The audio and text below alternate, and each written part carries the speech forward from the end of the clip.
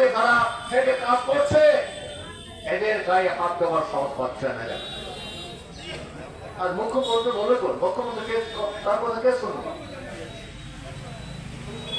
সকালে বলে বিকাশ সন্ধ্যার সময় ঘটনা ঘটে যাচ্ছে। একটা সামাজিক অবস্থা তার মাথা হয়ে যাচ্ছে জায়গায়। গায়ে হস্তে হিংসা এই কারণে বাড়ছে। স্ত্রীকে মেরে দিচ্ছে, আগুন দিয়ে পুড়ে মারছে। এই কথা শোনামরা কোন জায়গায় দেখলাম, সেদিন একটা বাবা নিজের ছেলেকে ফোন করেছে দেখলাম। দুর্ভাগ্য। এটা হচ্ছে কি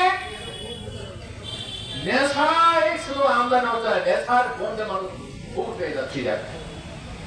স্ত্রীকে স্ত্রী মানছে না, ছেলেকে ছেলে মানছে না, মেয়েকে মেয়েকে মানছে না।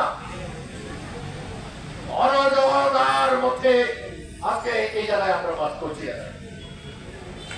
এই অক্সিজেন দূষিত করেছে। আপনি পার পারবেন তো? আপনি বাঁচবেন কি করে? বাঁচতে পারেন না। গোটা বাতাসটাই দূষিত করে দিচ্ছে, আপনি বাঁচবেন কি করে? দুর্ভাগ্য সেই জায়গা। এই জন্যে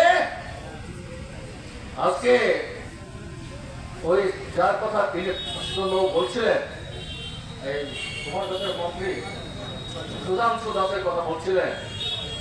এইরকম সুধাংশু দাসের হাজার সোজা হয়তো আমি জানি না, আমার কথা হয়নি।